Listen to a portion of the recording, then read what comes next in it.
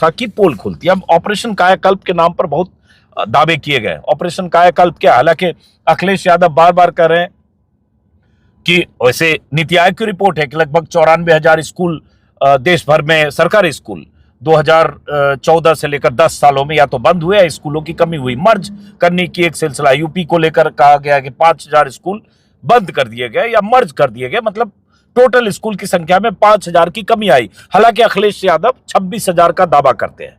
अब अखिलेश यादव कल भी कह रहे हैं कि हमारे लोग स्कूल स्कूल जाएंगे, और इस दावे के साथ अखिलेश यादव ने योगी सरकार को घेरने की कोशिश की है। टीचर्स वाले दिन हम तय कर लिया है कार्यक्रम और कल जारी कर देंगे उसमें, क्योंकि 26,000 स्कूल बंद हुए हैं।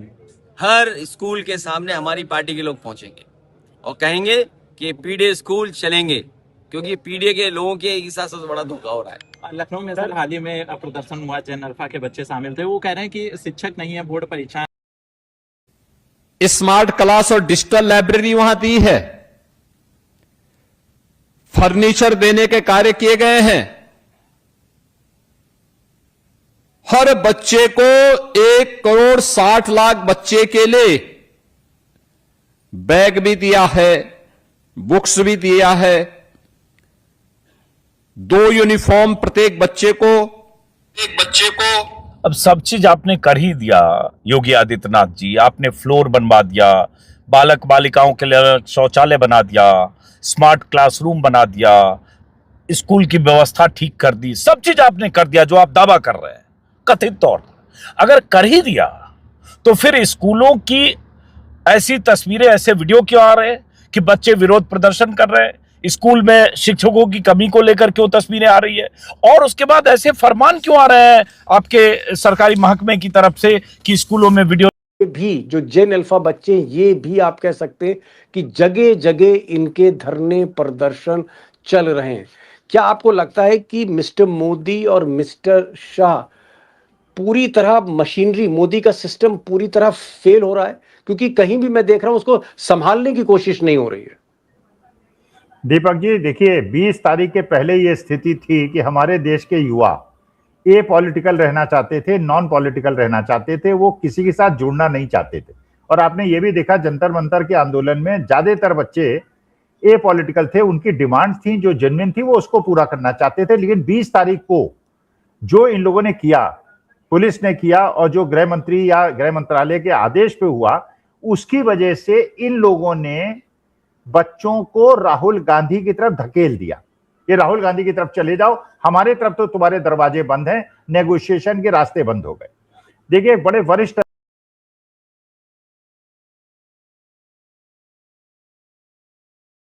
कंपनियों और देश के लोगों से फंड क्यों लिए जा रही है जब उसे खर्च ही नहीं करना है, या तो जनता के साथ धोखा है?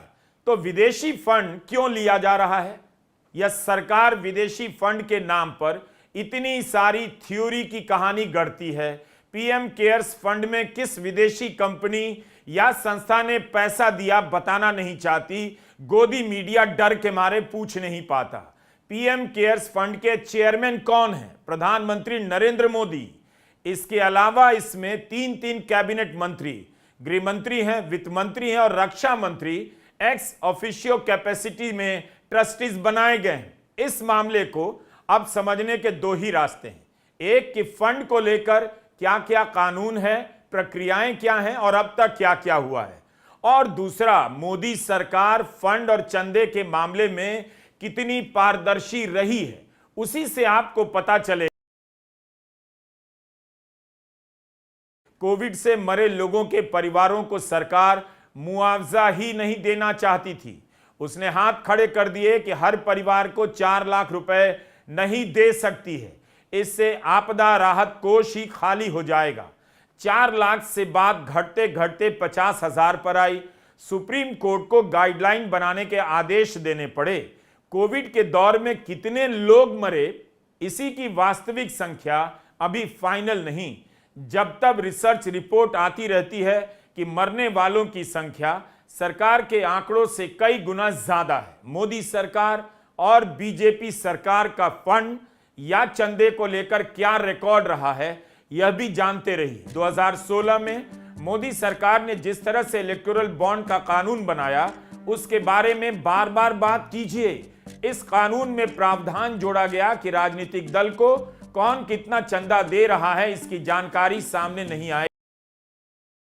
कभी अहमदाबाद में, कभी वो चेन्नई में और कभी वो नॉर्थ ईस्ट में होंगे। दिल्ली क्यों नहीं बैठ रहे इस मौके पर? बड़ा सवाल है। अब दोस्तों, मैं ये नहीं कह रहा हूं कि गुजरात लॉबी में कोई दरार पड़ गई है, कोई बड़ा कंफ्यूजन है अमित शाह और मोदी में, लेकिन कहीं ना कहीं वो बात नहीं है जो पहले थी मोदी के सिस्टम में और गुजरात लॉबी में। बहरहाल गुजरात लॉबी अपने मसले में उलझी हुई है, लेकिन कांग्रेस इस बीच दूसरा खेल कर रही है। कांग्रेस की आज CWC की बैठक थी, कांग्रेस वर्किंग कमेटी की, आप कह सकते हैं हाईएस्ट बॉडी, सारे लोग मौजूद थे, सारे बड़े नेता थे, और वहाँ पर ये डिसाइड हुआ साहब कि सारे मुद्दे तो हैं, राम मंदिर के चंदे का भी मुद्दा है, इथेनॉल का भी मुद्दा है, बाकी मुद्दे हैं, डिलिमिटेशन का मुद्दा है, लेकिन सबसे बड़ा मुद्दा जेन जी है, जेन अल्फा है। और राहुल गांधी आने वाले दिनों में 800 शहरों में, कांग्रेस 800 शहरों में युवाओं का प्रदर्शन के घेरे में थी, अब और बद से बदतर होती जा रही है। सुनिए क्या कह रहे हैं तेजस्वी। सम्राट चौधरी के आदेश पे हुआ है सब कुछ। तेजस्वी कह रहे हैं कि पदाधिकारियों का ट्रांसफर हो गया है। इससे कोई फर्क पड़ने वाला नहीं है। जनता जाग चुकी है, सड़कों पर है। सरकार को जो है झुकना ही पड़ेगा, ऐसे काम चलने वाला नहीं है। तेजस्वी यादव ने कहा कि ये युवा जो है वो सरकार से नहीं डरता, कोई भी सरकार स्थायी नहीं है, बेशक आपको 2/3 बहुमत मिल जाए, सरकारें आनी जानी हैं, उन्हें लोगों को सुनना पड़ेगा। तेजस्वी यादव से डरी है, नौजवानों से डरी है, जनता से डरी हुई है सरकार। इसीलिए आप लोगों को रोक दिया गया क्या? कब तक रोकेगी, कब तक जेल भेजेगी, कब तक गोलियां चलाएगी? वाटर कैनन का भी प्रयोग किया गया आप लोगों पे। जो सत्ता में आया है उसको जाना तय है, कोई परमानेंट नहीं होता, सबका हिसाब लिया जाएगा। हुआ और वहां पर आरजेडी तीसरे नंबर पर थी। बिहार में भी जो चुनाव हुए थे, आरजेडी और कांग्रेस में जो सामंजस्य होना चाहिए था, तालमेल होना चाहिए था, वो नदारद था।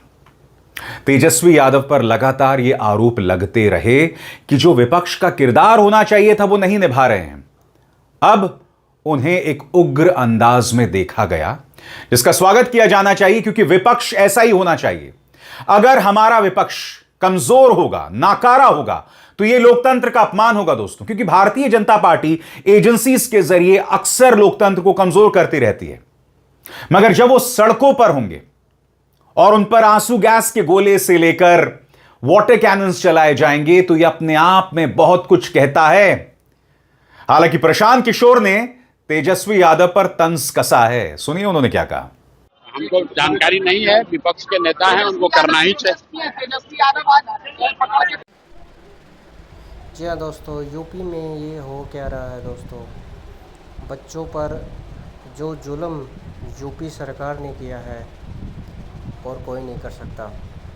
मैं आपको बता दूं दोस्तों, जब यूपी में बच्चों ने अपने अधिकार के लिए लड़ाई, आवाज़ उठाई, उनको मिला क्या है?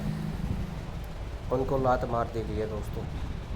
एक शर्म की बात है, एक पुलिस वाले ने बच्चों पर लात मार दी गई और चंदा चोर योगी आदित्यनाथ चुप चला बैठा है। मतलब उसको शर्म आनी चाहिए योगी आदित्यनाथ को, जो वो हिंदू मुसलमान की राजनीति करता है। पर 2027 का जो यूपी का चुनाव है दोस्तों, वो सबसे अलग होने वाला है। उसको पता है उसकी कुर्सी जाने वाली है, इसलिए वो स्कीमें निकाल रहा है कि हम महिलाओं को 50,000 रुपये देंगे और उसकी किस्त 10,000 रुपये मेरे ख्याल से वो दे दी भी है दोस्तों। मैं आपको पूछना चाहता हूँ दोस्तों इनसे, सुप्रीम कोर्ट से, सुप्रीम कोर्ट कर कह रही है दोस्तों फ्री का पैसा इन बांटा जा रहा है दोस्तों, ठीक है।